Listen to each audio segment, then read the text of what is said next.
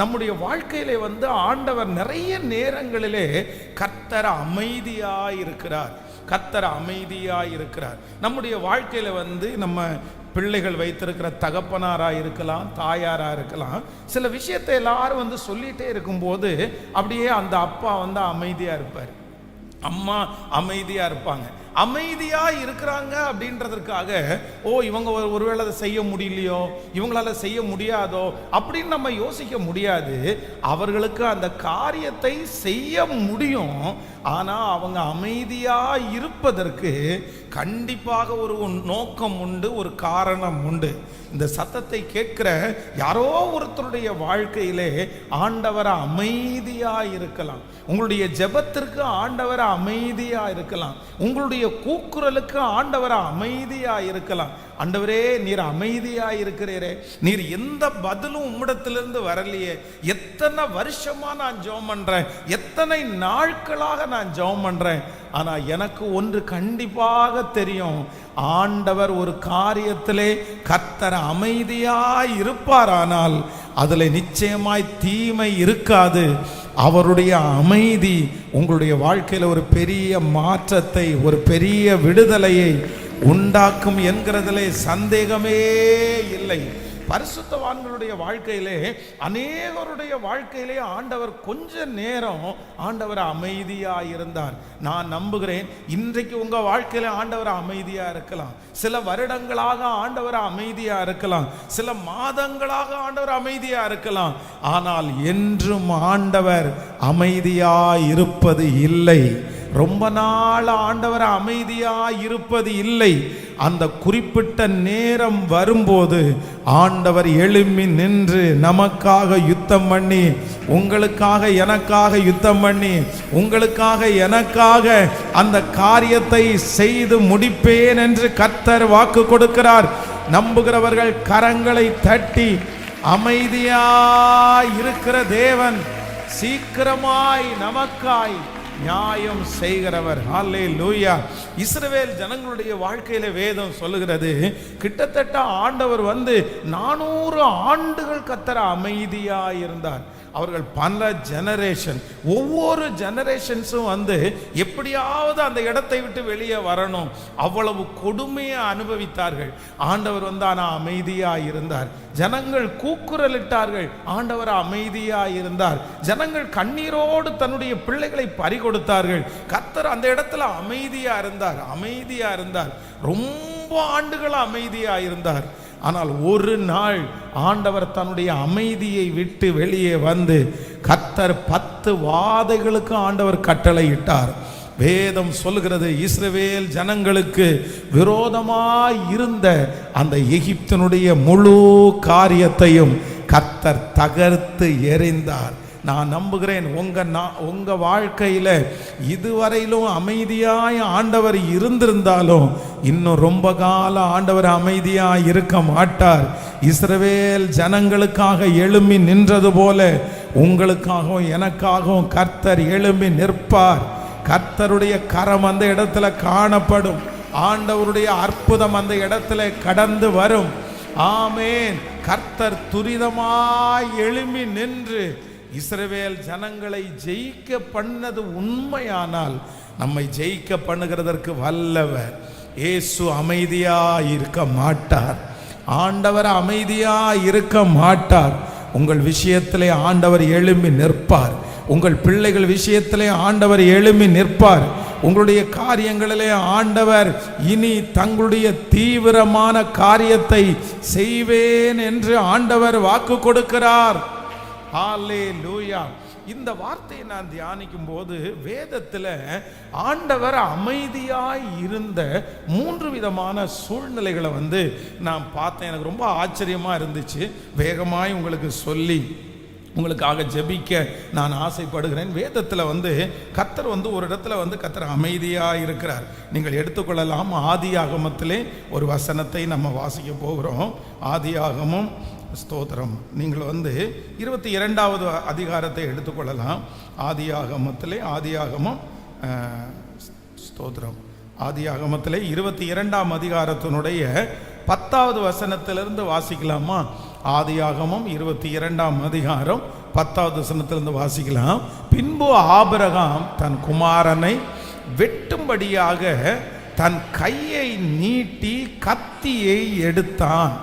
அப்பொழுது கர்த்தருடைய தூதனானவர் வானத்திலிருந்து ஆபிரகாமே ஆபிரகாமே என்று கூப்பிட்டார். அவன் இதோ அடியேன் என்றான். அப்பொழுது அவர், பிள்ளையாண்டான் மேல் உன் கையை போடாதே, அவனுக்கு ஒன்றும் செய்யாதே, நீ அவனை உன் புத்திரன் என்றும் உன் ஏக சுதன் என்றும் பாராமல் எனக்காக ஒப்பு கொடுத்தபடினால் நீ தேவனுக்கு பயப்படுகிறவன் என்று இப்பொழுது அறிந்திருக்கிறேன் என்றார். ஆபிரகாம் தன் கண்களை ஏறெடுத்து பார்க்கும்போது இதோ பின்னாக புதரிலே தன் கொப்புகள் சிக்கி கொண்டிருந்த ஒரு ஆட்டுக்கடாவை கண்டான். அப்பொழுது ஆபிரகாம் போய் கடாவை பிடித்து அதை தன் குமாரனுக்கு பதிலாக தகன பலியிட்டான். ஆமென். கர்த்தருடைய பிள்ளைகளே, இந்த இடத்திலே வேதம் சொல்லுகிறது, ஆண்டவருடைய ஒரு அமைதியை குறித்து நம்ம வாசிக்கலாம். ஆபிரகாமை குறித்து நமக்கு தெரியும். ஆண்டவர் அவனுடைய 100வது வயதிலே ஆண்டவருக்கு அவர் ஒரு குழந்தையை கர்த்தர் தந்தார். அந்த குழந்தையை குறித்து வேதம் சொல்லுகிறது, அவனுடைய ஏக சுதன் நேச புத்திரனான அந்த மனுஷன் 100வது வயதிலே தன்னுடைய குழந்தையை ஆண்டவர் தந்ததுனால தன்னுடைய எல்லா அன்பையும் தன்னுடைய எல்லா பாசத்தையும் அந்த பிள்ளை மேல ஆபிரகாம் அப்படியே கொட்டிட்டாரு. தன்னுடைய வாழ்க்கையில இருக்கிற ஒரே சந்தோஷம் ஆபிரகாமுக்கு அந்த ஈசாக்கு என்கிற பிள்ளை தான். சந்தோஷம், எல்லா ஆசீர்வாதம் எல்லாமே அது ஒண்ணுதான். அப்போ அவரையே யோசிச்சுட்டு இருக்கும்போது ஆண்டவர் இப்ப சொல்றாரு, என்ன சொல்றாரு அப்படின்னா, நீ நேசிக்கிற அந்த பிள்ளையை மோரியா மலை என்கிற அந்த மலையில போய் பலி செலுத்து அப்படின்னு ஆண்டவர் சொன்னார். அப்போ அதுக்கப்புறம் ஒரு பெரிய சூழ்நிலை நடக்கிறது. தன்னுடைய மகனை அவர் அழைத்து கொண்டு வருகிறார். அதுவும் தன்னுடைய தாயாருக்கு தெரியாம தான் அழைச்சிட்டு வரக்கூடிய ஒரு சூழ்நிலை. தன்னுடைய பிள்ளை, தன்னுடைய வேலைக்காரன். ஆனா இடையில அந்த பிள்ளை என்ன சொல்லுது அப்படின்னு சொன்னா, அப்பா இந்த மாதிரி நமக்கு கட்டைகள் இருக்கிறது, விறகு இருக்கு, தீவெட்டி இருக்குது, ஆனா ஆட்டுக்குட்டி இல்லையே அப்படின்னு சொல்லும்போது தன்னுடைய பிள்ளையை தான் அவர் கூட்டிட்டு வந்தார். அப்ப தன்னுடைய மனசு வலிக்குது. தன்னுடைய பிள்ளையை இன்னும் கொஞ்ச நேரத்துல கொண்டு போய் பலி செலுத்த போறாரு. அப்போ அந்த மலையினுடைய அடிவாரத்தில் வந்தாரு. சரி, இப்போ ஆண்டவர் சரிப்பா நீ கிளம்பிட்ட, உன்னை நான் நம்புறேன் அப்படின்னு சொல்லலை. அதுக்கு பிறகு அங்கிருந்து திருப்பி இவரும் தன்னுடைய மகனும் மலையின் மேல் ஏறி போகிறாரு. கர்த்தர் அப்பொழுதும் அமைதியா இருக்கிறாரு. பலிபீடத்தை கட்டுற வரைக்கும் ஆண்டவர் அமைதியா இருக்கிறாரு. அந்த பிள்ளைய அந்த படுத்து பிள்ளைய கட்டுற வரைக்கும் ஆண்டவர் அமைதியா இருந்தாரு.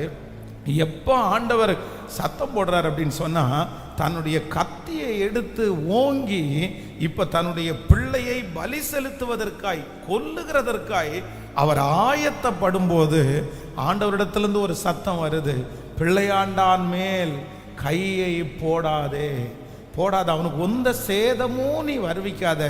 அந்த இடத்துல ஆண்டவர் சொல்றார், நான் உன்னை நம்புறேன். எப்படி நம்புறேன்னா, அப்பொழுது அவர் பிள்ளையாண்டான் மேல் உன் கையை போடாதே, அவனுக்கு ஒன்றும் செய்யாதே, அவனை உன் புத்திரன் என்றும் உன் ஏக சுதன் என்றும் பாராமல் எனக்காக ஒப்பு கொடுத்தபடினால் நீ தேவனுக்கு பயப்படுகிறவன் என்று இப்பொழுது அறிந்திருக்கிறேன் என்றார்.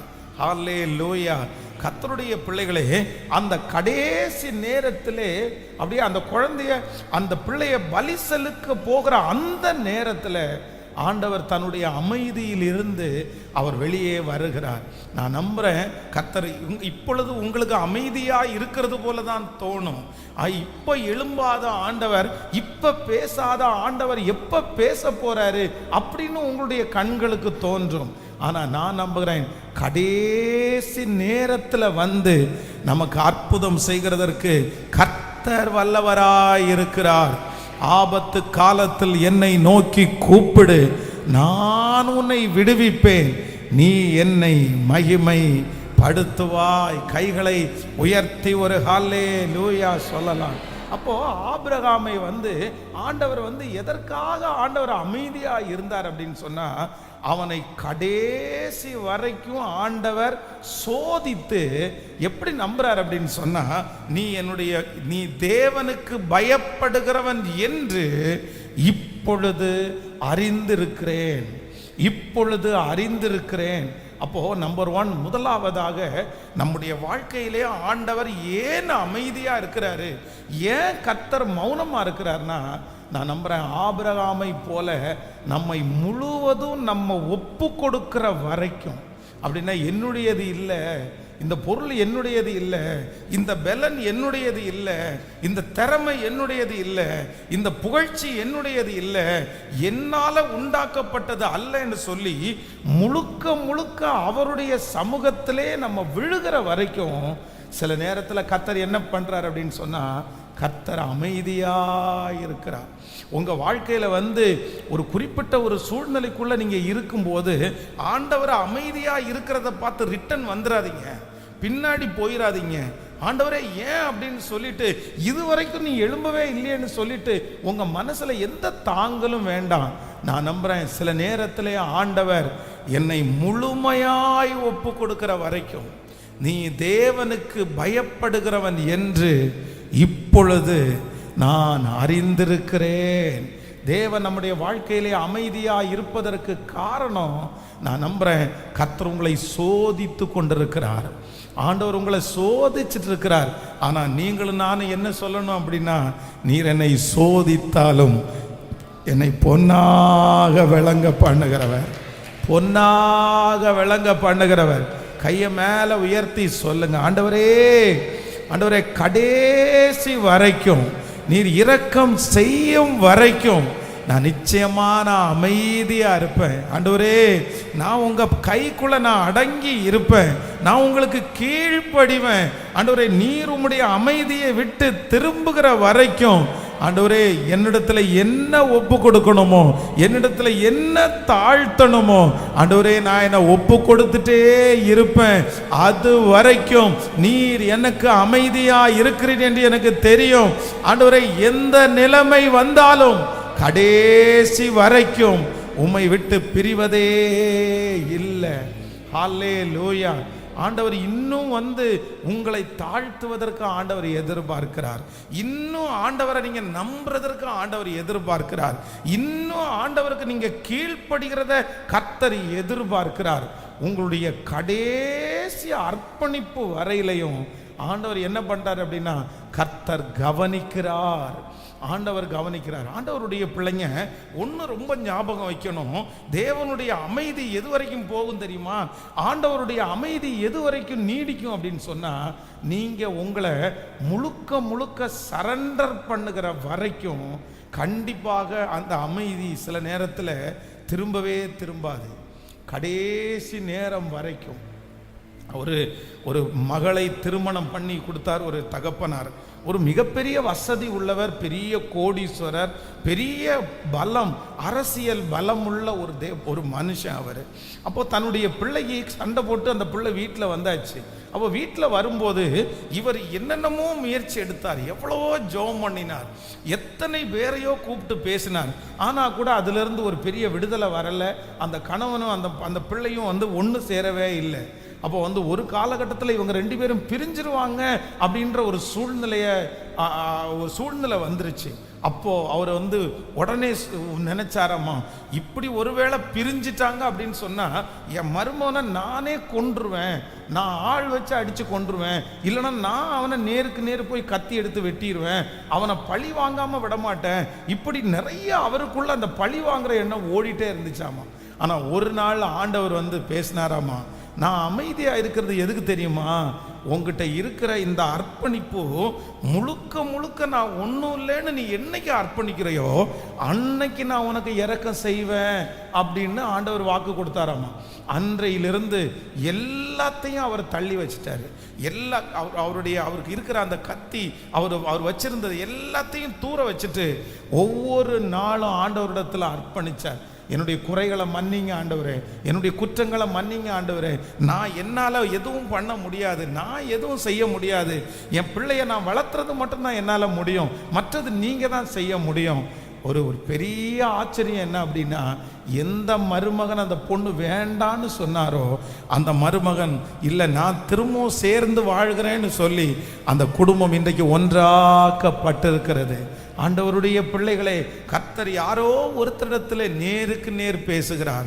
கர்த்தர் நேரடியாய் வாக்கு கொடுக்கிறார். நான் அமைதியாய் இருப்பதற்கு ஒரு காரணம் உண்டு. உங்களை முற்றிலுமாய் கீழ்ப்படிவதற்கு நேராய் கர்த்தர் அனுமதிக்கிறார். ஹல்லேலூயா. நீங்கள் கீழ்ப்படுகிற வரைக்கும் ஆண்டவர் அமைதியா இருப்பார். ஆனா நீங்க கீழ்ப்படிஞ்சிட்டீங்கன்னா அவருடைய அமைதியை விட்டு ஆண்டவர் மனம் மாறுவார். கர்த்தர் மனம் இறங்குவார். அவருடைய அமைதி கலைக்கப்படும்.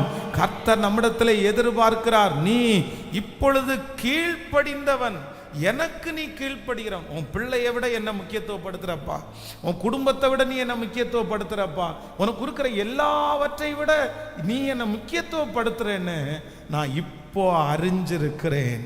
ஹல்லேலூயா. ஆண்டவர் ஒரு சில வேளைகளில் இந்த சத்தத்தை கேட்கிற உங்களை கர்த்தர் சோதிச்சுட்டே இருப்பார். சோதிக்கிற நீங்க கேட்டுட்டே வந்திருக்கலாம், ஆண்டவரே ஏன் அமைதியா இருக்கிறீங்க, ஏன் அமைதியா இருக்கிறீங்க? கர்த்தர் சொல்கிறார், முழுமையாய் ஒப்பு கொடுக்கிற வரைக்கும் அவர் அமைதியா இருக்கிறவர். ஆமென். சொல்லுங்க பார்க்கலாம், கையை உயர்த்தி, என்னுடைய முழுமையும் நான் ஒப்பு கொடுக்கிறேன் ஆண்டவரே, என்னுடைய முழுமையும் ஒப்பு கொடுக்கிற ஆண்டவரே. இனி கொஞ்சம் பலன் கூட என்னிடத்திலே செயல்படாது, இனி கொஞ்சம் ஞானம் கூட என்னிடத்திலே செயல்படாது. ஆண்டவரே, எல்லாம் செய்கிறவர் நீர். ஆண்டவரே, என்னுடைய பலத்தினால் அல்ல, உம்முடைய பலத்தினால் எல்லாம் ஆகும். சொல்லுங்க, அப்பா நான் கீழ்ப்படிவேன், நான் கீழ்ப்படிவேன், நான் வாழ்ந்து காட்டுவேன். என்ன நீங்க தான் ஆண்டவரே நம்பணும். ஆண்டவரே, ஆபிரகாமை பார்த்து இப்பொழுது நீ என் வார்த்தைக்கு கீழ்ப்படுகிறவன் என்று அறிந்து கொண்டது, அந்த கத்தியை தூக்கும் போது ஒரு சத்தம் வருமானால் இன்றைக்கு பரலோகத்திலிருந்து ஒரு சத்தம் கடந்து வரட்டும், சத்தம் கடந்து வரட்டும். அப்பா, உம்முடைய மௌனத்தை விட்டு, உம்முடைய அமைதியை விட்டு நீர் வெளியே வருவீராக. நீர் பேச ஆரம்பிங்க அப்பா. அந்த பிள்ளையை பார்த்து பேச ஆரம்பிங்க ஆண்டவரே.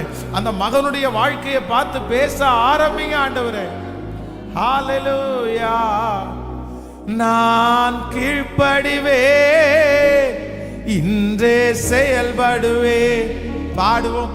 நான் கீழ்ப்படிவேன், இன்றே செயல்படுவேன், இனி வாழ்ந்து காட்டுவேன், என்ன நம்புங்கப்பா. சொல்லுவோம், இனி வாழ்ந்து காட்டுவேன்,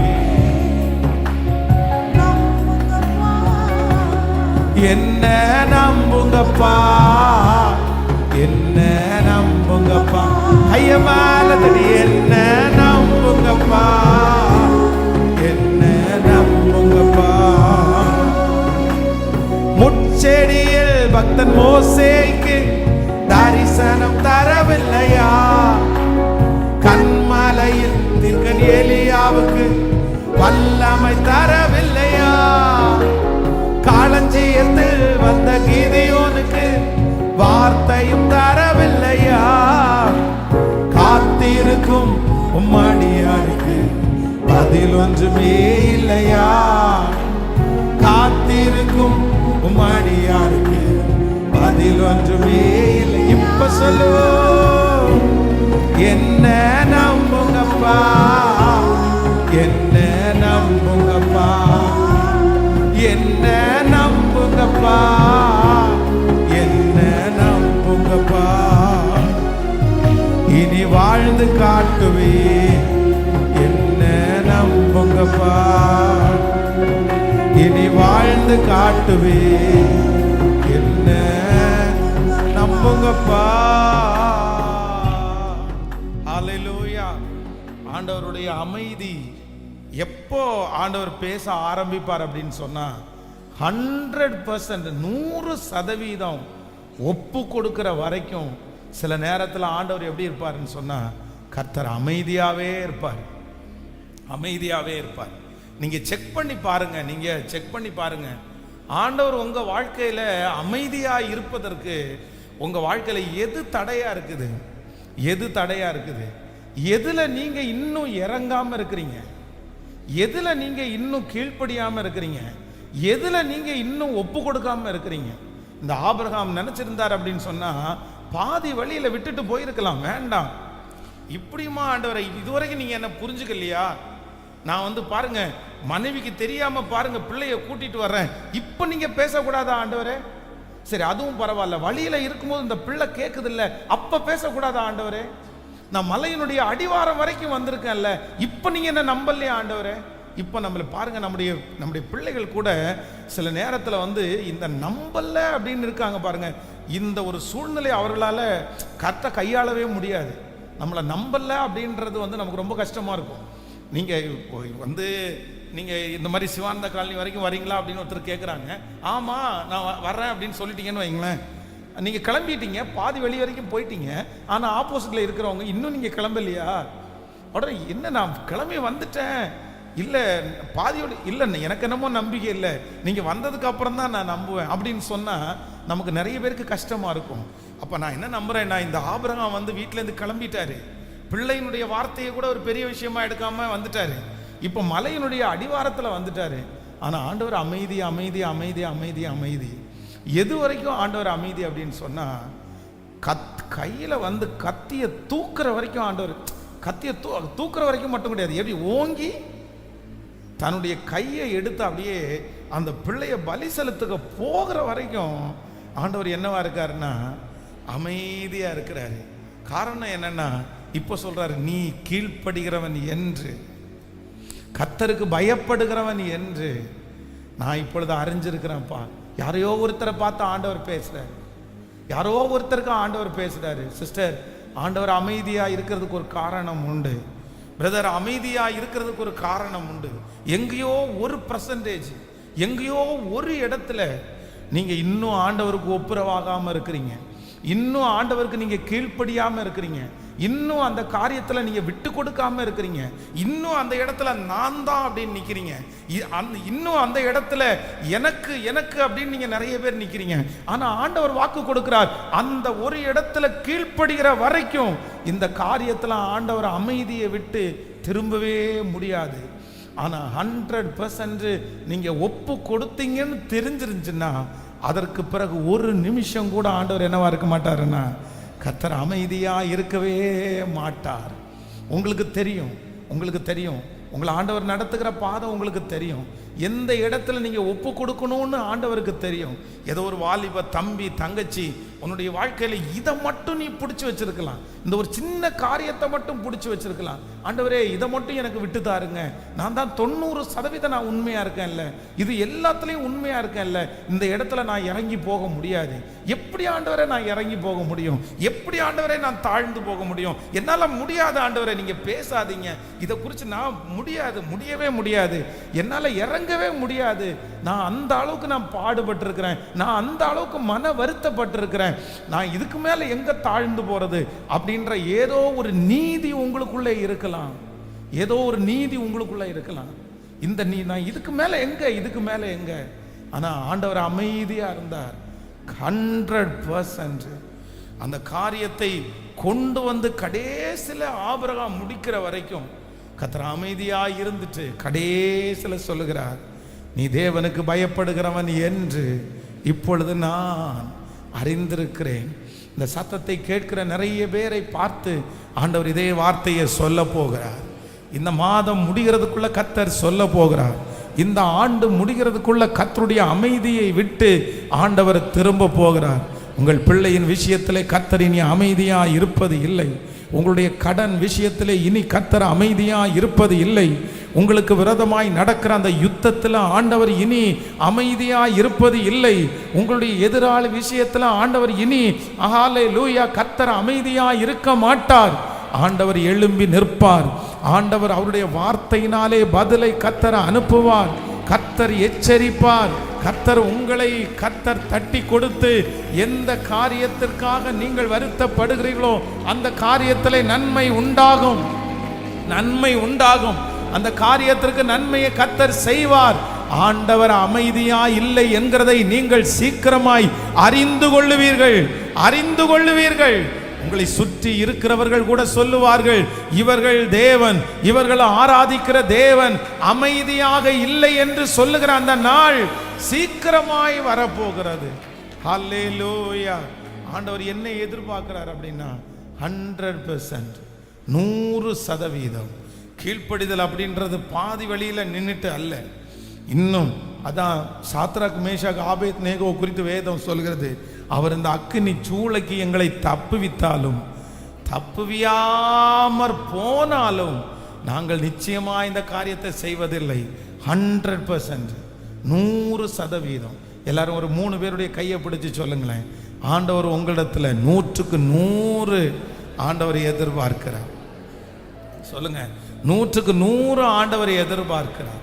உங்களை கழுவணும் அப்படின்னு சொன்னா எந்த நீதியும் நம்மகிட்ட இருந்துடக்கூடாது.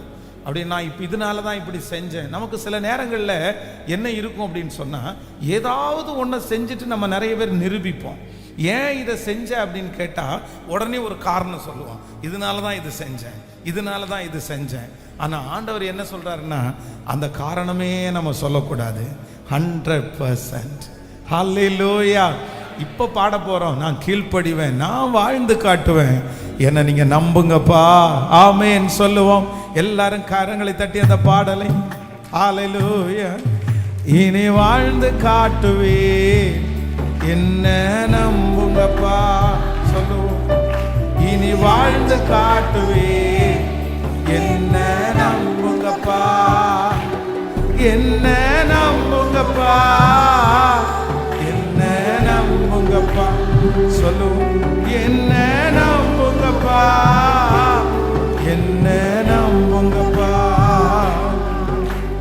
பள்ளத்தாக்கில் வீரன் ஜோஷுவாவுக்கு சூரியன் நிற்கவில்லையா, கூழாங்கல்லினால் சின்ன தாவீதுக்கு கோலியாத் விழவில்லையா, செங்கடலிலும் ஜனம் இஸ்ரவேலுக்கு பாதை திறக்கவில்லையா, காத்திருக்கும் உம்மடியாருக்கு பதில் ஒன்றுமே இல்லையா, காத்திருக்கும் உம்மடியாருக்கு பதில் ஒன்றுமே.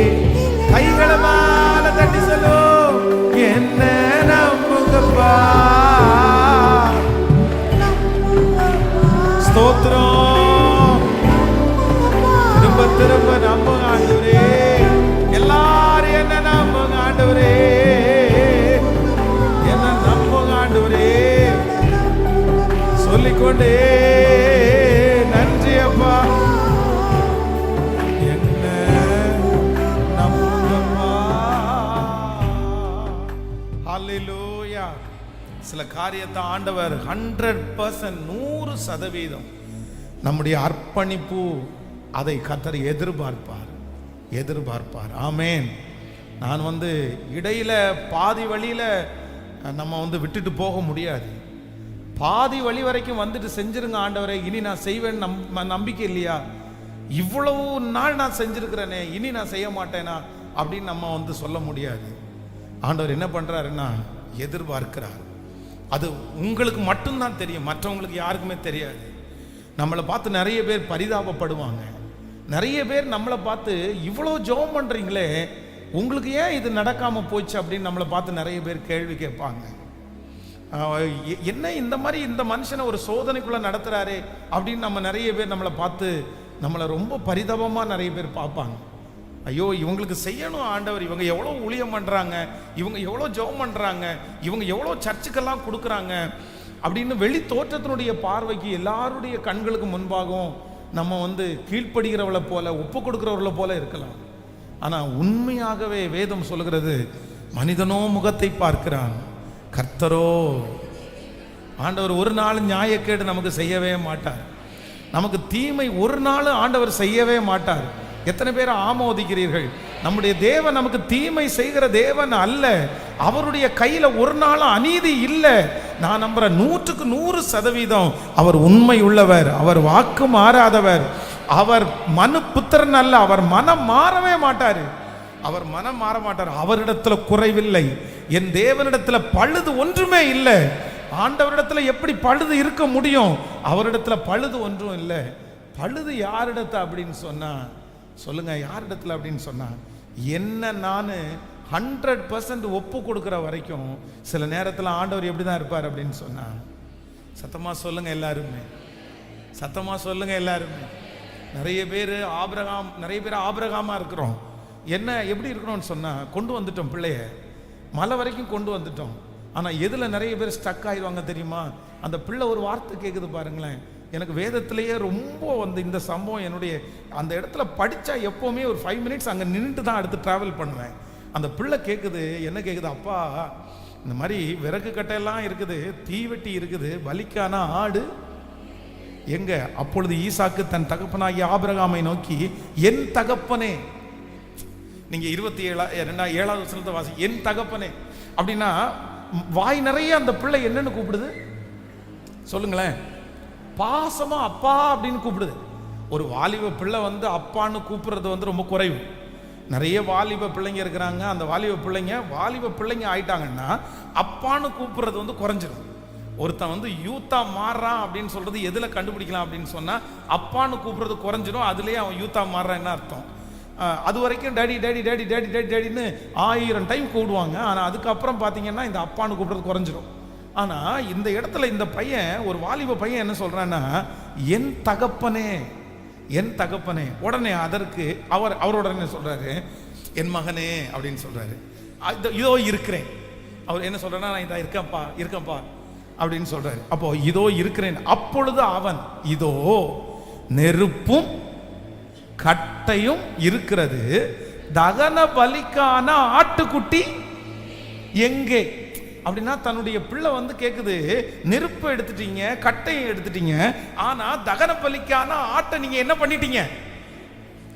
என்ன பண்ணிட்டீங்கன்னா நீங்க மறந்துட்டீங்கன்னு அர்த்தம். நீங்க மறந்துட்டீங்க, நீங்க எடுத்துட்டு வரல, உங்களுக்கு ஞாபகம் இல்லையா, என்ன ஆச்சு அப்படின்னு கேட்டா, இறங்காத மனசும் இறங்குமா இல்லையா?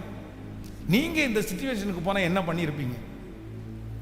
உடனே அந்த இடத்துல ஒரு 5 நிமிஷம் உட்காருப்பான்னு தனியா போயிட்டு ஆண்டவரத்துல ஜெபம் பண்ணி, இன்னுமா என்ன நம்பாம இருக்கிறீங்க, இன்னுமா என்ன நம்பாம இருக்கிறீங்க? இந்த பிள்ளை எப்படி கேட்குது பாருங்க. இந்த பிள்ளைய பலி செலுத்தல அவசியம் இல்லைன்னா நான் கூட்டிட்டு வந்திருப்பேனா? அப்படின்னா கூட்டிட்டு வர மாட்டேன் ஆண்டவரே. உங்களை நான் 100% உங்களுக்கு கீழ்ப்படுகிறேன். எனக்கு பிள்ளையை விட நீங்க தான் ஆண்டவரே முக்கியம். ஆனா இந்த பிள்ளை பேசுறது பார்த்தா எனக்கு கஷ்டமா இருக்கு ஆண்டவரே. ஆனா ஆபிரகாம் ஒன்றும் செய்யல. அடுத்து திரும்ப டிராவல் பண்றாரு. மலை வரைக்கும் டிராவல் பண்ணி கீழே அடிவாரத்தில் வந்துட்டாங்க. அங்க வேலைக்காரங்களை நிப்பாட்டிட்டு என்ன சொல்றாருன்னா, நானும் என்னுடைய மகனும் போய் தகன பலியை செலுத்திட்டு நாங்க என்ன பண்ணுவோம், திரும்பி அவருடைய டிராவல் பாருங்க, நிக்கவே இல்லைங்க. எது வரைக்கும் நிக்கல தெரியுமா? நான் நம்புறேன் அந்த பிள்ளைய அந்த கட்டை மேல வச்சு கட்டும்போது சிரிச்சுட்டா கட்டியிருப்பாரு, இல்ல பெரிய வெறியோடைய கட்டியிருப்பாரு. 100 years 100 வயது தாண்டி கிடைக்கிற பிள்ளை, அதுவும் தன்னுடைய பாசம் மொத்தத்தையும் அங்க கொட்டிட்டாரு. ஆண்டவரே சொல்லும் போது என்ன சொல்றாரு அப்படின்னா, உன்னுடைய ஏகசுதன் நேசகுமாரன். ஏகசுதன், இந்த லவ் வேர்ட்ஸுக்கு அவ்வளவு மீனிங். தன்னுடைய இது எல்லாத்தையும் அந்த பிள்ளைக்கு கொட்டிட்டாரு. ஆனா ஆண்டவர் அமைதியா இருக்கிறாரு. போ போ போ, இன்னும் அர்ப்பணி, இன்னும் விட்டு கொடு, இன்னும் தாழ்ந்து போ, இன்னும் இறங்கு, இன்னும் மேல போ. எது வரைக்கும் தெரியுமா? எது வரைக்கும்? கத்திய ஓங்குற வரைக்கும். யாரோ ஒருத்தர் பாதி வழியில நீங்க நின்றுட்டு விசுவாசத்தை துவங்கிட்டீங்க, விசுவாச ஓட்டத்தை துவங்கிட்டீங்க, பாதி வழியில நின்றுட்டு இப்ப நீங்க இறங்குங்க ஆண்டவரே. ஆனா ஆண்டவர் உங்களை பார்த்து சொல்லுகிறார், இல்லை, நீ 100% எனக்கு கீழ்ப்படிவாய் ஆனால், 100% அந்த காரியத்தில் கர்த்தரை நீங்கள் பற்றி பிடிப்பீர்களே ஆனால், அவர் வாக்கு கொடுக்கிறார், நான் உன்னை நோக்கி கூக்குரல் இடுவேன். நான் அந்த இடத்துல சொல்லுவேன். அந்த இடத்துல பலிக்கான ஆட்டுக்குட்டியை கர்த்தரே ஆயத்தம் பண்ணுகிறதற்கு ஆண்டவர் வல்லவரா இருக்கிறார். அந்த ஆராதனைக்கு இடையில யாரோ ஒருத்தர் இடத்துல நேருக்கு நேரம் ஆண்டவர் என்கவுண்டர் பண்ற மாதிரி நான் ஃபீல் பண்றேன். யாரோ ஒருத்தரிடத்துல ஆண்டவர் சொல்றார், இன்னும் ஒரு குறை உண்டு, என்கிட்ட எந்த குறையுமே இல்லைன்னு அந்த மனுஷன் சொல்றான். ஒரு நிமிஷம் எல்லாரும் கவனிங்க ஆண்டவருடைய பிள்ளைகளை.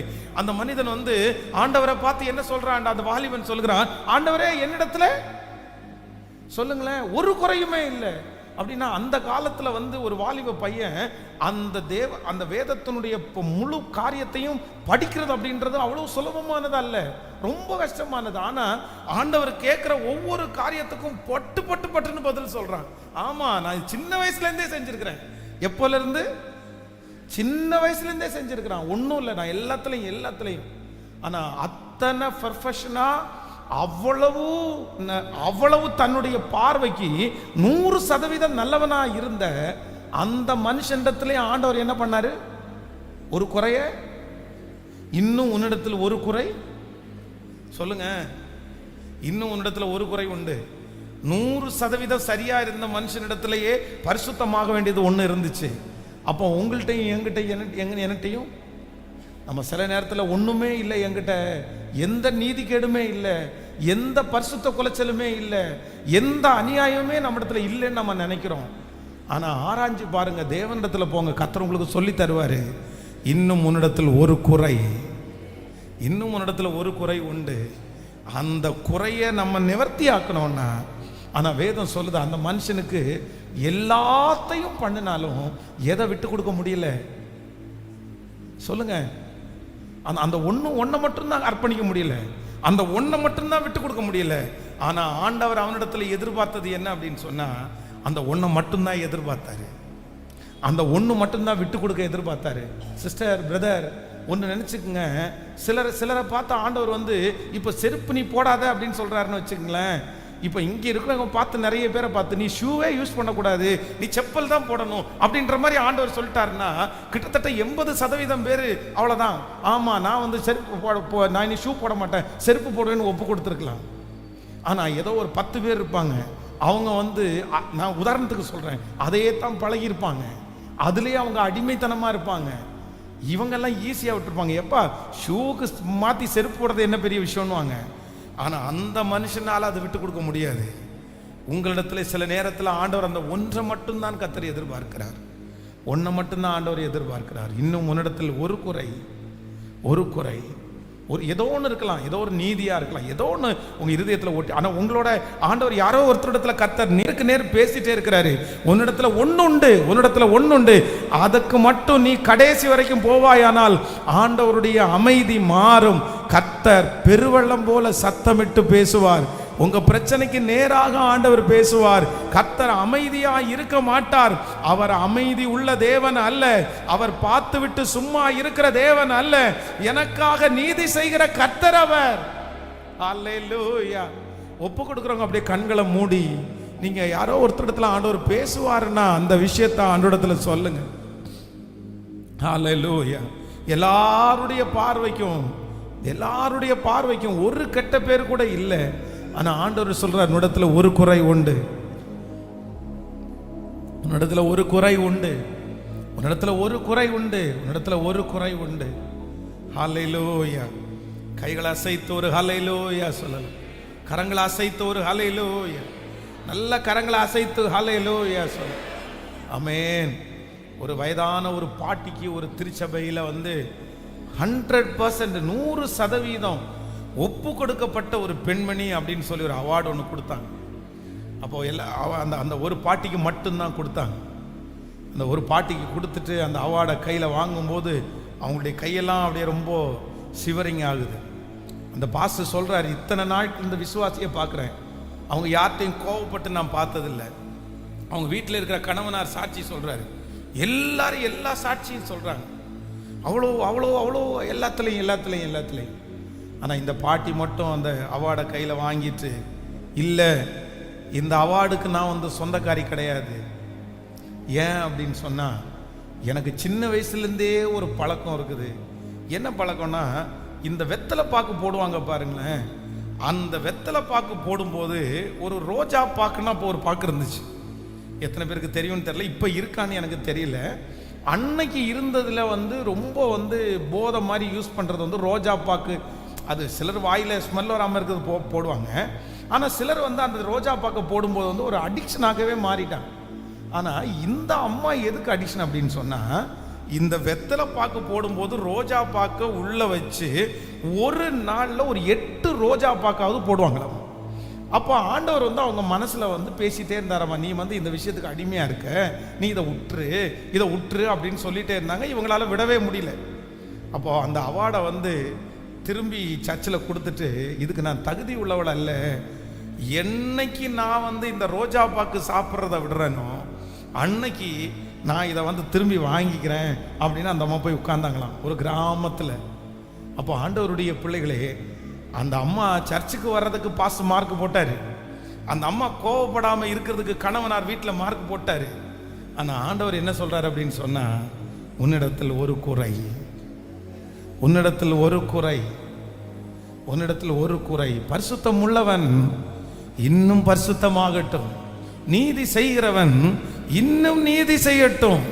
அதான் பாடணும் அல்ல, கணுக்கால் அளவு அல்ல, முழங்கால் அளவு அல்ல, நீந்தி நீந்தி மூழ்கத்தக்கதாய், மிதந்து மிதந்து மகிழத்தக்கதாய் நம்மை நடத்துகிற ஒரு தேவன் நம்மோடு கூட இருக்கிறார். அவர் அமைதியா இருக்கிற தேவன் அல்ல, அவர் அமைதியா இருக்கிற தேவன் அல்ல. இன்னைக்கு பர்சனலா ஆண்டவரிடத்துல போய் பேசுங்க. ஆண்டவரே, என்னிடத்துல இருக்கிற அந்த குறைகள் மாறட்டும், மாறட்டும். ஆண்டவரே, என்னிடத்துல இருக்கிற குறைகள் மாறட்டும், என்னிடத்துல இருக்கிற குறைகள் மாறட்டும். ஆமென்.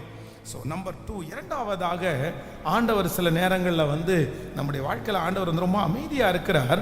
வாசிக்கலாமா? வேதத்தை திறந்து ஒரு வசனத்தை கூட நம்ம வாசிக்க போகிறோம். ஸ்தோத்திரம். யோவானின் எழுதின சுவிசேஷம் 11ஆம் அதிகாரத்தினுடைய 43வது வசனத்தை வாசிக்க போகிறோம். ஆமென். 41வது வசனத்திலிருந்து வாசிக்கலாமா? யோவான் சுவிசேஷம் 11ஆம் அதிகாரத்தினுடைய 41வது வசனத்திலிருந்து வாசிக்கலாம். அப்பொழுது மரித்தவன் வைக்கப்பட்டிருக்கிற இடத்திலிருந்து கல்லை எடுத்து போட்டார்கள். இயேசு தம்முடைய கண்களை ஏறெடுத்து, பிதாவே, நீங்கள் 11ஆம் அதிகாரத்தினுடைய 1வது வசனத்தை வாசிக்கலாமா? 11வது அதிகாரத்தினுடைய 1வது வசனத்தை வாசிக்கலாம். 11ஆம் யோவான் எழுதின சுவிசேஷம் 11ஆம் அதிகாரம் 1வது வசனம். மரியாளும் அவன் சகோதரி ஆகிய மார்த்தாளும் இருந்த பெத்தானியா கிராமத்தில் உள்ளவனாகிய லாசரு என்னும் ஒருவன் வியாதிப்பட்டு இருந்தான். கர்த்தருக்கு பரிமள தைலம் பூசி தன் தலைமயிரினால் அவருடைய பாதங்களை துடைத்தவள் அந்த மரியாளே. அவளுடைய சகோதரனாகிய லாசரு வியாதியாய் இருந்தான். அப்பொழுது அவருடைய சகோதரிகள், ஆண்டவரே, நீர் சிநேகிக்கிறவன் வியாதியாய் இருக்கிறான் என்று சொல்ல அவரிடத்திற்கு ஆள் அனுப்பினார்கள். இயேசு அதை கேட்டபோது, இந்த வியாதி மரணத்திற்கு ஏதுவாயிராமல் தேவனுடைய மகிமை விளங்குவதற்கு ஏதுவாயிருக்கிறது, தேவனுடைய குமாரனும் அதனால் மகிமைப்படுவார் என்றார். இயேசு மார்த்தாளிடத்திலும் அவருடைய சகோதரனுடைய லாசருடத்திலும் அன்பாயிருந்தார். அடுத்த வசனத்தை வாசிக்கலாம். அவன் வியாதியாய் இருக்கிறதாக அவர் கேள்விப்பட்ட போது தாம் இருந்த இடத்திலே பின்னும் 2 நாள் தங்கினார். ஹலோ, கவனிங்க ஆண்டவருடைய பிள்ளைகளே, இந்த இடத்துல வேதம் சொல்லுது, இதுல ஒரு பெரிய சப்ஜெக்ட். இதுல என்னென்ன முக்கியத்துவப்படுத்துறாங்க அப்படின்னு சொன்னா, 2 பேர், மார்த்தாள் மரியாள். இந்த மார்த்தாள் மரியாளுடைய சம்பவம் உங்களுக்கு எல்லாருக்கும் தெரியும். அப்படின்னா ஆண்டவர் வந்து நிறைய வீட்டில எல்லாம் போய் ஆண்டவர் ஸ்டே பண்ணல, எந்த வீட்லையும் போய் ஆண்டவர் ரொம்ப பெருசா சாப்பிட்டதாகவோ உட்கார்ந்ததாகவோ நமக்கு சொல்லப்படலை. ஆனால் மார்த்தாள் மரியாளுடைய வீட்டுக்கு ஆண்டவர் போயிருக்கிறார். அப்போ வந்து மார்த்தாள் வந்து அவன் வந்து சமைக்கிறதுக்காக போறாள், மரியாள் வந்து தேவ சமூகத்தில் உட்கார்ந்தா. இது ஒரு பெரிய சாப்டர். ஆனா இந்த இடத்துல என்ன பண்றாங்க அப்படின்னு சொல்றாங்க அப்படின்னா, இந்த இடத்துல சொல்லப்படுகிற இந்த மரியாள் யார் அப்படின்னா, தன்னுடைய தலைமயிரினால் அவருடைய பாதத்தை தன்னுடைய கண்ணீரினால் நனைச்சு தலைமயிரினால் பாதத்தை துடைத்தவள். ஆண்டவருடைய ஊழியத்தில் ஆண்டவர் எத்தனையோ பேரை சந்திச்சாரு. அவரை தேடுகிற, அவரை ஆராதிக்கிற எத்தனையோ பேரை ஆண்டவர் சந்திச்சாரு. ஆனா அவரை சந்தித்ததிலேயே ரொம்ப ஒரு அப்படின்னா தன்னுடைய மனசுக்கு பிடிச்சது யார் அப்படின்னு சொன்னா, இந்த மரியாள் தான். அது சாதாரணமானது அல்ல. தன்னுடைய கண்ணீர்னால ஆண்டவருடைய பாதத்தை நனைச்சு தலைமயிர வச்சு தொடச்சதுனால, ஐயோ, இந்த மகளை மாதிரி யாருமே செஞ்சதில்லைப்பான்னு அன்னைக்கே ஆண்டவர் மெச்சிக்கிட்டார். இப்போ அவங்கள ரொம்ப நேசிக்க ஆரம்பிச்சார். இந்த லாசரு ரொம்ப நேசிக்க ஆரம்பிச்சார். இப்போ லாசரு வியாதியா இருக்கிற செய்தி அவருக்கு கொடுக்கப்படுகிறது. தனக்கு தலைமையினால் துடைத்தவர்கள், தான் நேசிக்கிறவர்கள். ஆனா வேதம் சொல்கிறது கர்த்தர் எப்படி இருந்தார் அப்படின்னு சொன்னா அமைதியா இருந்தார் ஆண்டவர். பின்னும் அந்த கேள்விப்பட்டதுக்கு பிற்பாடு கூட அவர் வியாதியாய் இருக்கிறதாக அவர் கேள்விப்பட்ட போது இருந்த இடத்திலே பின்னும் 2 நாள் தங்கினார். அடுத்த வசனத்தை வாசிக்கும் போது 7வது வசனத்தை நம்ம வாசிக்கும். அதன் பின்பு அவர் தம்முடைய சீசர்களை நோக்கி, நாம் மறுபடியும் யூதேயாவுக்கு போவோம் வாருங்கள் என்றார். அடுத்து அதற்கு சீசர்கள், ரபி, இப்பொழுதுதான் யூதர்கள் உம்மை கல்லறிய தேடினார்களே, மறுபடியும் நீர் அவ்விடத்திற்கு போகலாமா என்றார்கள். அடுத்த வசனம், இயேசு பிரதியுத்தரமாக, பகலுக்கு 12 மணி நேரம் இல்லையா? ஒருவன் பகலிலே நடந்தால் அவன் இந்த உலகத்தில் வெளிச்சத்தை காண்கிறபடியினால் இடரமாட்டான். ஒருவன் இரவிலே நடந்தால் தன்னிடத்தில் வெளிச்சம் இல்லாதபடியினால் இடருவான் என்றார். அடுத்து இவைகளை அவர் சொல்லிய பின்பு அவர்களை நோக்கி, நம்முடைய சிநேகிதனாகிய லாசரு நித்திரை அடைந்திருக்கிறான், நான் அவனை எழுப்ப போகிறேன் என்றார். அதற்கு அவருடைய சீசர்கள், ஆண்டவரே, நித்திரையாய் இருந்தால் சுகமடைவான் என்றார்கள். அடுத்த வசனம், இயேசுவானவர் அவனுடைய மரணத்தை குறித்து அப்படி சொன்னார், அவர்களோ நித்திரை செய்து இளைப்பாறுதலை குறித்து சொன்னார் என்று நினைத்தார்கள். அப்பொழுது இயேசு அவர்களை நோக்கி, லாசரு மரித்து போனான் என்று வெளிப்படையாய் சொல்லி, நான் அங்கே இராததினால் நீங்கள் விசுவாசம் உள்ளவர்கள் ஆகிறதற்கு ஏது உண்டென்று உங்கள் நிமித்தம் சந்தோஷப்படுகிறேன். இப்பொழுதும் அவனிடத்திற்கு போவோம் வாருங்கள் என்றார். அப்பொழுது திதிமு எண்ணப்பட்ட தோமா மற்ற சீசர்களை நோக்கி, அவரோடு கூட மரிக்கும்படி நாம் போவோம் வாருங்கள். ஹலோ, இப்போ இந்த சம்பவம் உங்களுக்கு இந்த வசனத்தை வாசிக்கும் போதே புரிஞ்சிருக்கும். இப்போ என்ன நடக்குது அப்படின்னு சொன்னா, ஆண்டவர் கிளம்பிட்டாரு. கிளம்பும் போது என்ன சொல்றாருன்னா, நம்ம போலான்னு சொல்லும்போது ஏற்கனவே பிரச்சனை இருக்கு ஆண்டவரே அப்படின் போது ஆண்டவர் விசுவாசத்தை தூண்டி விடுறாரு. அதுக்கப்புறம் லாசருவை பார்க்க போறோம், அவன் நித்திரையா இருக்கிறான்னு சொன்ன உடனே, அவன் தூங்கிட்டு இருக்கானா எந்திரிச்சுவான் அப்படின்றாங்க. இல்லப்பா, அவன் இறந்தே போயிட்டான் அப்படின்றாரு. இறந்து போயிட்டான்னு சொன்ன உடனே திதிமு எனப்பட்ட தோமா, அப்படின்னா நமக்கு இந்தியாவுக்கு வந்தார்ல சுவிசேஷம் அறிவிக்கிறதுக்கு, இந்த தோமா உடனே என்ன சொல்றாரு அப்படின்னு சொன்னா, மற்ற சீசர்களை நோக்கி, எப்பா இன்னைக்கு கன்ஃபார்ம். என்ன கன்ஃபார்ம்? நமக்கு என்ன அடி என்ன இருக்குது? நமக்கு அடி இருக்குப்பா.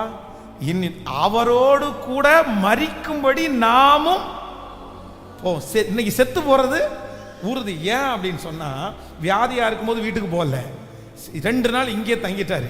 இப்போ அவன் செத்து போயிட்டான். ஏற்கனவே அந்த குடும்பத்தை ஆண்டவர் ரொம்ப நேசிக்கிறாரு, பிடிச்ச குடும்பம்னு தெரியும். அவங்க எல்லாம் என்ன ஆண்டவரை நல்லவனா பார்க்க போறாங்க, ஆண்டவர் நல்லவரா சொல்ல போறாங்க. கண்டிப்பா அவருக்கும் அடி உறுதி, நமக்கும் அடி. ஏன் அப்படின்னு சொன்னா, அவன் வியாதியா இருக்கும்போது அமைதியா இருந்தாரு, மரிக்கு போகும்போது அவன் ஆண்டவர் என்ன இருந்தாரு? அமைதியா இருந்தாரு. ஆனா ஆண்டவர் இந்த சம்பவம் ஆரம்பிக்கும் போதே என்ன சொல்றாரு அப்படின்னு சொன்னா, இந்த வியாதி, இந்த பிரச்சனை கண்டிப்பாக வேற எதுக்காகவும் அல்ல, தேவனுடைய நாமம் மகிமை அநேகருக்கு மகிமை படும்படியாகத்தான் இந்த காரியம் நடந்திருக்கிறது. நான் நம்புகிறேன் இந்த விஷயத்துல ஆண்டவர் அமைதியா இருக்கிறதற்கு ஒரு நோக்கம் இருந்துச்சு.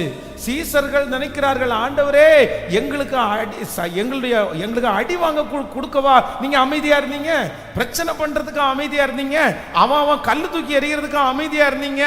ஆனா ஆண்டவர் அமைதியா இருந்ததுக்கு ஒரு பெரிய நோக்கம் இருந்துச்சு. இல்ல, என்னுடைய நாமம் அநேக இடங்களிலே மகிமை படும்படியாக இந்த காரியம். இயேசு அதை கேட்டபோது, இந்த வியாதி மரணத்திற்கு ஏதுவான வியாதியா இராமல் தேவனுடைய மகிமை விளங்குவதற்கு ஏதுவாய் இருக்கிறது. தேவனுடைய குமாரனும் அதனால் மகிமைப்படுவார். நான் இந்த பலிபீடத்திலிருந்து தீர்க்க தரிசனமான ஒரு வார்த்தையை சொல்லுகிறேன். கர்த்தர் வாக்கு கொடுக்கிறார், தேவன் அமைதியா இருப்பதற்கு ஒரு காரணம் உண்டு. இத்தனை தெரிந்தும் இத்தனை அறிந்தும், லாசரு மரித்து போனதை அறிந்தும், வியாதியா இருக்கிறதை அறிந்தும், ஆண்டவர் அமைதியா இருக்கிறதுக்கு ஒரு காரணம். இது தேவனுடைய குமாரன் மகிமைப்பட போகிறார். இந்த பிரச்சனையின் மூலமாய் ஆண்டவர் மகிமைப்பட போகிறார். இந்த சூழ்நிலையின் மூலமாய் அநேகருக்கு ரட்சிப்பு உண்டாக போகிறது. இந்த பிரச்சனையின் மூலமாய் உங்க குடும்பத்தில் ஒரு ரட்சிப்பு உண்டாக போகிறது. ஒரு மன மாற்றம் உண்டாக போகிறது. உங்க பிள்ளைகளுக்கு ஒரு மாற்றம் உண்டாக போகிறது. இது தீமைக்காக வந்தது அல்ல. அல்லேலூயா, அல்லேலூயா. எத்தனை பேரை ஆமோதிக்கிறீர்கள்? சிலர் ஒருவேளை பிள்ளைகளுக்காக ஜெபிக்கலாம், கணவனாருக்காக ஜெபிக்கலாம், எதிர்காலத்திற்காக ஜெபிக்கலாம். ஆண்டவரே, என்னை காண்கிற தேவன் தானே, நீர் பார்த்துட்டு தானே இருக்கிறீங்க. உங்களுக்கு தெரியாம இருக்குமா ஆண்டவரே? இந்த கண்ணீர் தெரியாம இருக்குமா ஆண்டவரே? கண்டிப்பா தெரியும்ல ஆண்டவரே. நீர் நான் உங்களை எவ்வளவு நேசிக்கிறேன்னு உங்களுக்கு தெரியும்ல ஆண்டவரே. என்னுடைய தலைமயிரினாலே நான் தொடச்சேன்ல, என்னுடைய கண்ணீர்னால நினைச்சேன்ல. எங்களை நீங்க ரொம்ப நேசிங்க ஆண்டவரே. போன வாரம் கூட வந்து வீட்டில் சாப்பிட்டு தானே ஆண்டவரே போனீங்க. உங்களுக்கு சொல்லி அனுப்பணும் இல்லை, கரெக்டாக நியூஸ் வந்துச்சு இல்லை, நீங்கள் கிளம்பி வந்திருக்கலாம்ல. இந்த மாதிரி ஆயிரக்கணக்கான கேள்விகள் மார்த்தாளுக்குள்ளையும் மரியாளுக்குள்ளையும் இருந்திருக்கலாம். ஆனால் ஆண்டவர் அமைதியாகவே இருந்தார். ஆண்டவர் அமைதியாக இருந்தார். சீடர்களால் புரிஞ்சிக்கவே முடியல, இவர் நல்லவரா கெட்டவரா, இவர் நல்லவரா கெட்டவரா. இவ்வளவு கேள்விப்பட்டும் இவர் அமைதியாக இருக்கிறார், இவ்வளவு பார்த்துட்டும் இவர் அமைதியாக இருக்கிறார். ஆனால் ஆண்டவர் வந்து ஃபஸ்ட்டே டிசைட் பண்ணிட்டாரு, இதிலே தேவனுடைய குமாரனும் ஹல்லேலூயா மகிமைப்பட போகிறார். ஆமென். ஆண்டவருடைய பிள்ளையே, இந்த காரியத்தில் இத்தனை ஆண்டுகளாக ஆண்டவர் அமைதியா இருக்கிறார். அவர் ஒரு நாள் நிச்சயமாக அமைதியை விட்டு மாறுவார். அந்த கல்லறைக்கு முன்பாக ஆண்டவர் போய் நின்று சொல்லுகிறார், அந்த கல்லை புரட்டி தள்ளுங்கள், அந்த கல்லை புரட்டி போடுங்க. அங்க இருக்கவங்க சொல்றாங்க, ஆண்டவரே 4 நாள் ஆயிற்றே, நாருமே 4 நாள் ஆயிற்றே, 4 days 4 நாள் ஆயிடுச்சு ஆண்டவரே. இப்போ பணத்துல வாசம் வந்திருக்கும், செத்து போயிட்டான்ல, இனி என்ன பண்ண போறீங்க? இதே வார்த்தை உங்களை சுற்றி இருக்கிற நிறைய பேர் கேட்கலாம். இனி என்ன அற்புதம் நடக்க போகுது? இனி உயிரோடு, அதான் ஆண்டவர் வந்து அவனை உயிரோடு எழுப்ப போகிறேன்னு அப்படின்னு சொல்லும் போது அவங்க நம்பவே இல்லை. ஆமா ஆமா ஆமா, ஆனாலும் அவங்களுக்குள்ள ஒரு நம்பிக்கை இருக்குது. என் சகோதரன் எழும்புவான். எப்போ எழும்புவான் அப்படின்னா, ஒரு நாள் நீங்க வரும்போது எழும்புவான். தன்னுடைய சகோதரன் மரித்து போனால் கூட அவங்களுடைய விசுவாசம் குறையல. ஆண்டவரை பார்த்து எந்த கேள்வியும் கேட்கல, அவன் எழுந்திருப்பான். ஆண்டவரே, எல்லாருக்கும் ஜெபித்த அத்தனை பேருக்கும் நம்பிக்கை இல்லை. ஆனா வேதம் சொல்லுகிறது, ஆண்டவர் லாசருவே வெளியே வா அப்படின்னாரு. உடனே லாசரு வெளியே வந்தான்.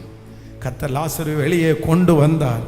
இன்று ஆண்டவர் அநேகரிடத்தில் தீர்க்க தரிசனமாய் பேசிக்கொண்டே இருக்கிறார். நீங்கள் மரித்து போனது என்று நீங்கள் நினைத்து விட்டீர்கள். இனி லாசரு உயிரோடு எழும்ப மாட்டான் என்று உங்களுக்கு தெரிந்து விட்டது. இனி அந்த காரியம் நடக்க போவதில்லை.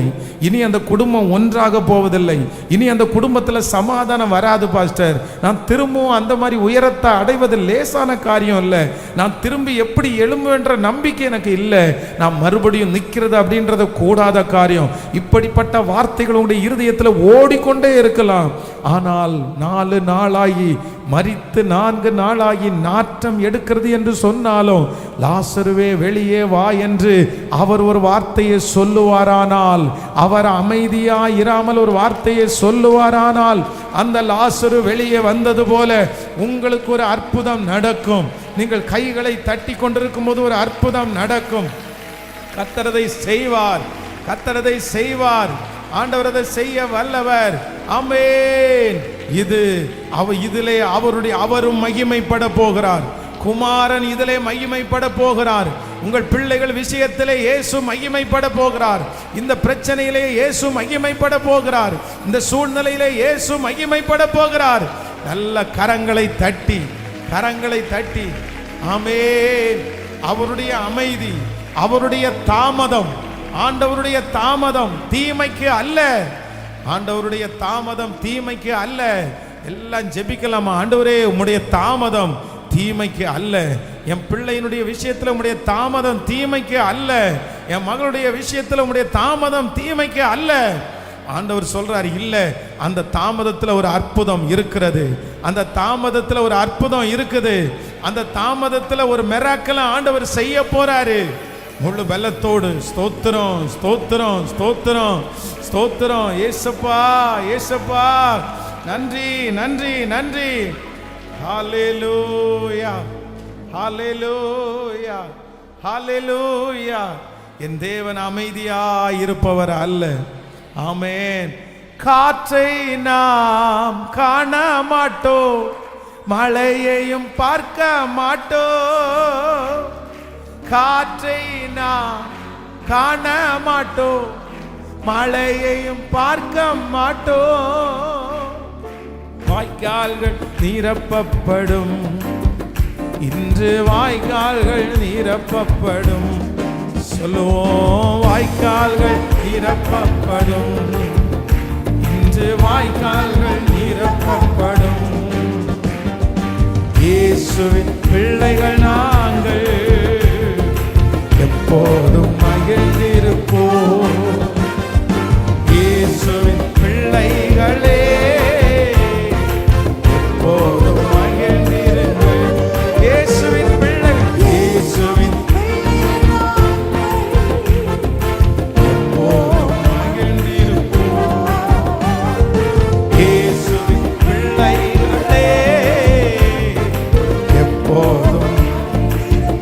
இன்று காணும் எகிப்தியரை இனிமேல் காண மாட்டோம்.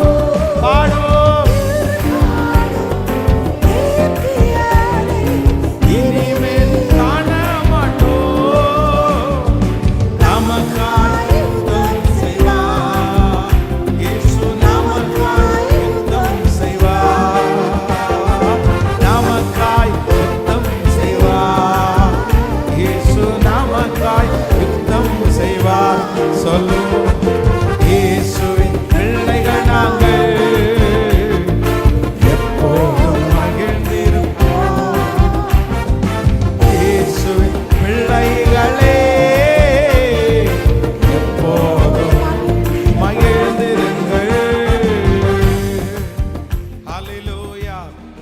ஸோ நம்பர் 1, முதலாவதாக ஆண்டவருடைய அமைதி. தேவனியா ஏன் ஆண்டவர் அமைதியா இருக்கிறார் அப்படின்னு சொன்னா, நம்முடைய 100% ஒப்பு கொடுத்தல ஆண்டவர் என்ன பண்றாராமா, எதிர்பார்க்கிறார் எதிர்பார்க்கிறார் 100%. நம்பர் 2, இரண்டாவதாக ஆண்டவர் ஏன் அமைதியா இருக்கிறார் அப்படின்னு சொன்னா, குமாரன் அதிலே மகிமைப்படும்படியாய், உங்கள் மூலமாய் ஆண்டவர் மகிமைப்படும்படியாய். ஆண்டவர் எவ்வளவு அமைதியா இருக்கிறாரோ அவ்வளவு கர்த்தருடைய நாமம் உங்க மூலமா என் மூலமாகவும் மகிமைப்பட போகிறது. ஆமென் சொல்லுங்கள். நம்பர் 3, மூன்றாவது ஒரு காரியத்தை வேகமாய் சொல்லி நான் முடிக்கிறேன். மார்க் எழுதின சுவிசேஷம் 6ஆம் அதிகாரத்தினுடைய 28வது வசனத்தை வாசிக்க போறோம். மார்க் எழுதின சுவிசேஷம் 6ஆம் அதிகாரத்தினுடைய 28வது வசனம். அந்தபடி அவன் போய் காவற் கூடத்திலே அவனை சிறைச்சேதம் பண்ணி அவன் தலையை ஒரு தாளத்திலே கொண்டு வந்து அதை அந்த சிறு பெண்ணுக்கு கொடுத்தான். அந்த சிறு பெண் அதை தன் தாயினிடத்தில் கொடுத்தாள். நீங்க 6ஆம் அதிகாரம் நீங்க 25வது வசனத்திலிருந்து வாசிக்கலாமா? 6ஆம் அதிகாரம் 25வது வசனத்திலிருந்து வாசிக்கலாம். உடனே அவள் ராஜாவினிடத்திற்கு சீக்கிரமாய் வந்து, நீர் இப்பொழுது ஒரு தலத்திலே யோவானுடைய தலையை எனக்கு தர வேண்டும் என்று கேட்டாள். அப்பொழுது ராஜா மிகுந்த துக்கம் அடைந்தான். ஆகிலும் ஆணையின் நிமித்தமும் கூட பந்தி இருக்கிறவர்கள் நிமித்தமும் அவர்களுக்கு அதை மறுக்க மனதில்லாமல் உடனே அவருடைய தலையை கொண்டு வரும்படி சேவகருக்கு கட்டளையிட்டு அனுப்பினான். அந்தபடியே அவன் போய் காவற் கூடத்திலே அவனை சிரச்சேதம் பண்ணி அவனை தலையை ஒரு தலத்திலே கொண்டு வந்து அதை அந்த சிறு பெண்ணுக்கு கொடுத்தாள். அதை அந்த சிறு பெண் அதை தன் தாயினிடத்திலே கொடுத்தாள். அவருடைய சீசர்கள் அதை கேள்விப்பட்டு வந்து அவன் உடலை எடுத்து ஒரு கல்லறையிலே வைத்தார்கள். ஆண்டவருடைய பிள்ளைகளே, இந்த இடத்துல எனக்கு இன்னைக்கு ரொம்ப ஆச்சரியமா இருந்துச்சு ஆண்டவருடைய அமைதி. தனக்கு பிடித்த ஒரு சீடன், வேதம் சொல்கிறது ஆண்டவருக்கு முன்னே வழியை அறிவிக்கும்படியாய் வந்த சீடன் தான் இந்த யோவான் ஸ்நானகன். இந்த யோவான் ஸ்நானகனை குறித்து வேதத்தில் வாசிச்சா கர்த்தருக்கு வழியை ஆயத்தம் பண்ண வந்தவன். ஆண்டவருக்கு வந்து ஞான ஸ்நானம் கொடுத்தது யார் அப்படின்னு சொன்னா இந்த யோவான் ஸ்நானகன்.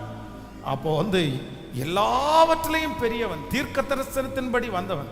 அப்போ இந்த இடத்துல என்ன பண்றாங்க அப்படின்னு சொன்னா, அவனுடைய ஒரு அந்த சம்பவம் உங்களுக்கு தெரியும். ஒரு பொண்ணு வந்து டான்ஸ் பண்றா. உடனே அந்த ராஜா வந்து ஆணையிடுறார், உனக்கு இந்த ராஜ்யத்தில் பாதியை நீ கேட்டா கூட உனக்கு தருவேன்னு ஆணையிடுறார். அப்புறம் டான்ஸ் ரொம்ப பிடிச்சி போய் உனக்கு என்ன வேணும்னு கேட்குறாரு. கேட்ட உடனே இவர் எதிர்பார்க்கவே இல்லை, இவர் யோசிக்கவே இல்லை. அந்த பொண்ணு என்ன கேட்குதா அப்படின்னு சொன்னா, எனக்கு யோவான் ஸ்நானகனுடைய தலை எனக்கு தர வேண்டும் என்று கேட்குறான். யாருன்னா அவங்க அம்மா சொல்லி கொடுத்து அனுப்புறாங்க. அது வந்து ஒரு இந்த ராஜாவினிடத்துல ஒரு கள்ள உறவு போயிட்டு இருக்குது. அதை குறித்து இந்த மனுஷன் வந்து கண்டிச்சு பேசுறாரு, கண்டிச்சு உணர்த்துறாரு. அதனால அந்த கசப்பை மனசுக்குள்ள வச்சுட்டு இந்த யோவான் ஸ்நானகனுடைய தலை, ஆண்டவர் அமைதியா இருக்கிறார். எப்படி கர்த்தர் இப்படி அனுமதிக்கலாம்? எப்படி ஆண்டவர் தான் அனுமதிக்கலாம்? அவர் ஒரு ஊழியக்காரர், ஆண்டவருக்கு முன்னோடியாய் வந்தவர். சரி, அவர் மரணம் எப்படி வேணாலும் சம்பவிச்சுக்கலாமே, எப்படி வேணாலும் ஆண்டவர் எடுத்துக்கலாமே. இப்படி ஒரு பொண்ணு டான்ஸ் ஆடின உடனே ஒரு தலையை கேட்பாங்க. உடனே அவ்வளவு தூரம் ஒரு ஊழியக்காரனுடைய வேல்யூ வந்து கம்மியானதா? ஆண்டவருக்கே ஞானஸ்நானம் கொடுத்த ஒரு ஊழியக்காரனுக்கு வந்து இப்படிதான் அவனுடைய தலையை வெட்டி அவனுடைய உயிர் போகணுமா? இந்த மாதிரி நிறைய கேள்வி. ஆனா ஆண்டவர் எல்லாவற்றிலும் அமைதியா இருந்தார். எதுவுமே அதே போல அவங்க சொன்ன உடனே அந்த தலையை வெட்டி ஒரு தட்டில் கொண்டு வந்து வச்சுக்கிறாங்க. அதை கொண்டு போய் அந்த அம்மாட்ட கொடுத்துட்டாங்க. முடிஞ்சிச்சு. சீடர்கள் எடுத்து அடக்கம் பண்ணி விட்டாங்க. ஆண்டவர் எதுவுமே பேசலை.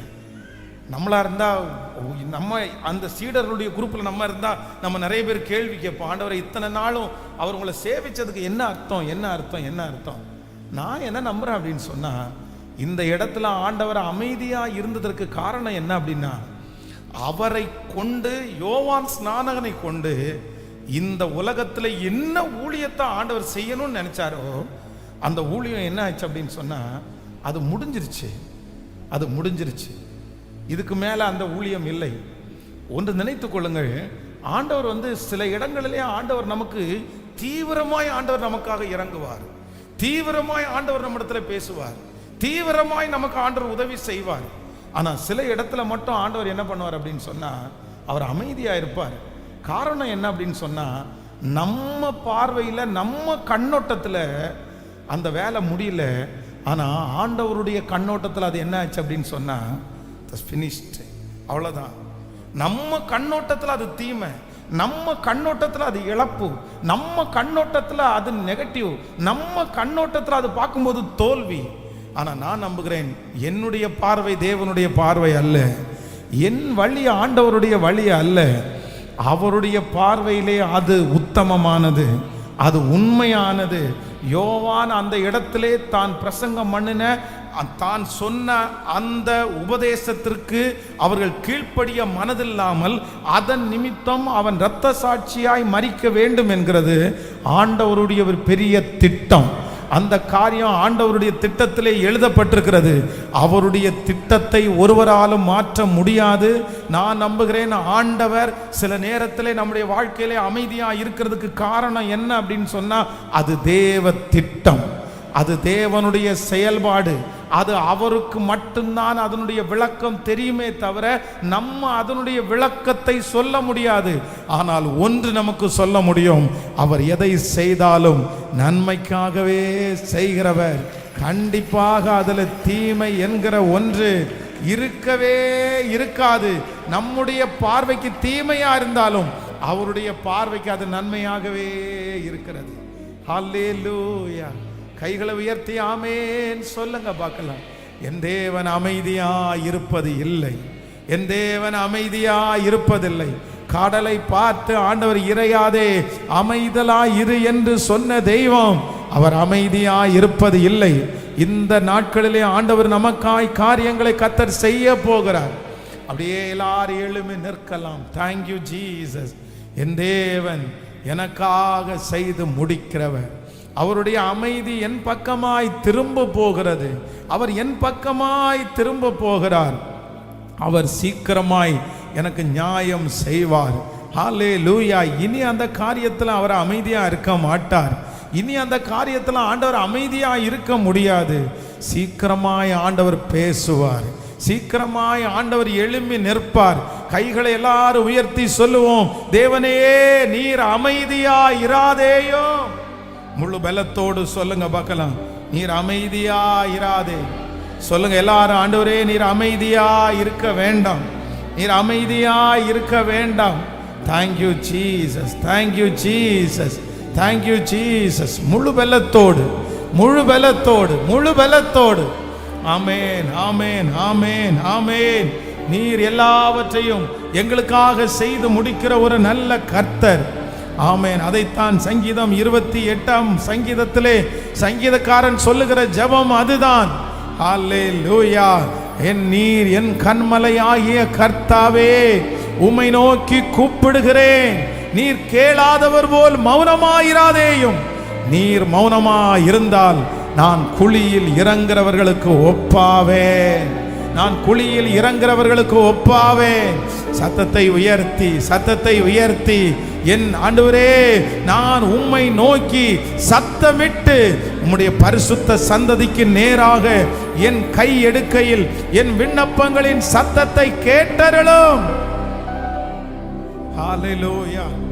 அமைதியாயிராதேயும், சும்மாயிராதேயும், அமைதியாயிராதேயும். கைகளை உயர்த்தி, ஆண்டவரே நீர் எழும்பும், என்னுடைய பிள்ளை விஷயத்தில் நீர் எழும்பும். சொல்லுங்க, எந்தெந்த காரியத்தை குறித்து கேட்கணுமோ ஏசப்பாட்ட சொல்லுங்க, ஆண்டவரே நீர் அமைதியாயிராதேயும். ஜெபிக்க ஜெபிக்க சங்கீதக்காரனுடைய ஜெபம், சங்கீதக்காரனுடைய ஜெபம் நமக்கு வரட்டும். நீர் அமைதியாயிராதேயோ. ஆண்டவரே இவ்வளவு நாள் அமைதியா இருந்தீங்களே, போதும்பா. இத்தனை வருஷம் அமைதியா இருந்தது போதும் ஆண்டவரே. ஆனா இன்னைக்கு எழும்பி நில்லுங்க ஆண்டவரே, நீர் அற்புதம் செய்யும் ஆண்டவரே.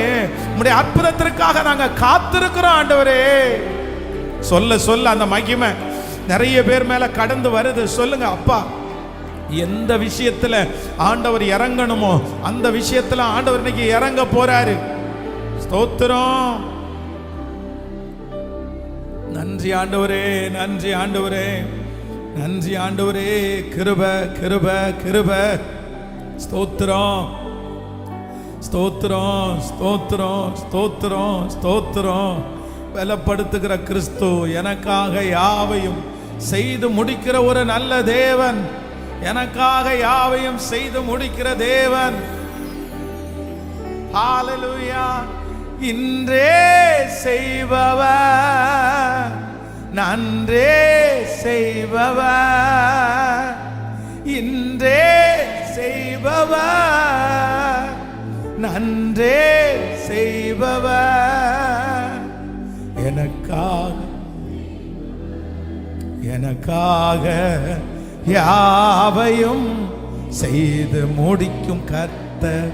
சொல்லுவோம், எனக்காக யாவையும் செய்து முடிக்கும் கர்த்தர். சொல்லுவோம், எனக்காக எனக்காக யாவையும் செய்து முடிக்கும் கர்த்தர். திரும்ப திரும்ப எனக்காக யாவையும் செய்து முடிக்கும். இப்ப சொல்லுவோம், இன்றே இன்றே செய்பவர், நன்றே செய்பவர், இன்றே செய்பவர், நன்றே செய்பவர், என்றும் செய்பவர், அவர் என்றும் செய்பவர். இருளில் இருந்து ஒளியை படைத்தவர், பெருமையில் இருந்து உலகை படைத்தவர். சொல்லுவோம், இருளில் இருந்து, இருளில் இருந்து. ஹல்லேலூயா. உலகை படைத்தவர், காற்றும் மேகமின்றி, காற்றும் மேகமின்றி மழையை பொழிபவர், காற்றும் மேகமும்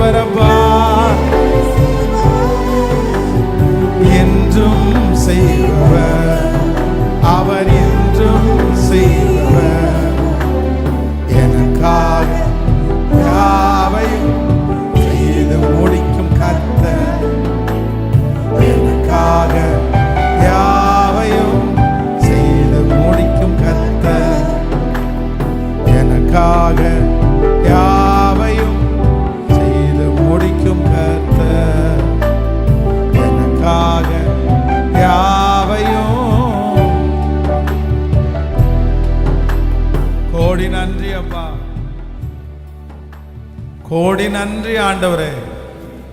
உம்முடைய வல்லமையை விட்டு எழும்பி,